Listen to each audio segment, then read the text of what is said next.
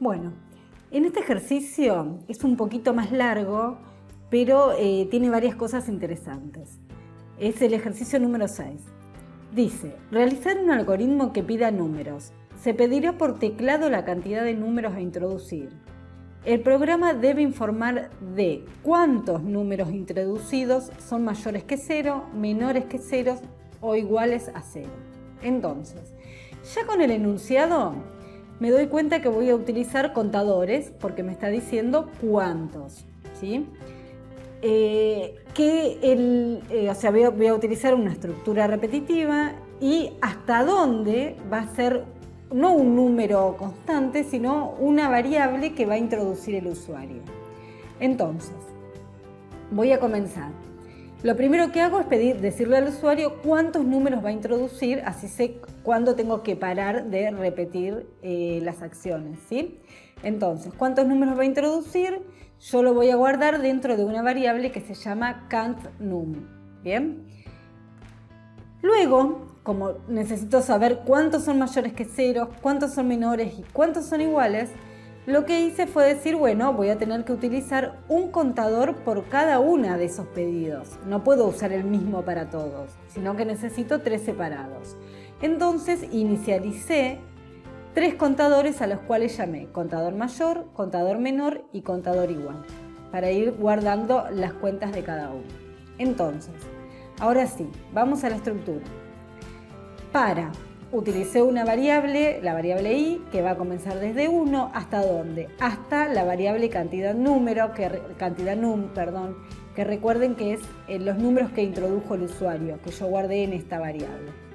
Con paso 1, o sea que vaya incrementándose de a 1. Entonces, ahora voy a utilizar otra variable, ¿para qué? Para ir guardando el número que va introduciendo, ¿sí? Una es para saber cuántos números va a ingresar, o sea, cuántas vueltas voy a tener que dar. Y la otra variable es qué número es el que ingresó. Entonces, le vuelvo a preguntar, o a decir que introduzca un número y lo guardo en la variable número. Y ahora empiezo a comparar esta variable. Fíjense que ahora dentro de la estructura voy a utilizar una estructura condicional si. Entonces, si el número que ingresó es mayor a 0, entonces lo que voy a hacer es en la variable cont mayor, lo que voy a hacer es incrementar en 1 esa variable. Recuerden que esa variable había comenzado desde 0, entonces no tiene nada. Si ese número es mayor, 0 más 1, 1 se guardó dentro de cont mayor.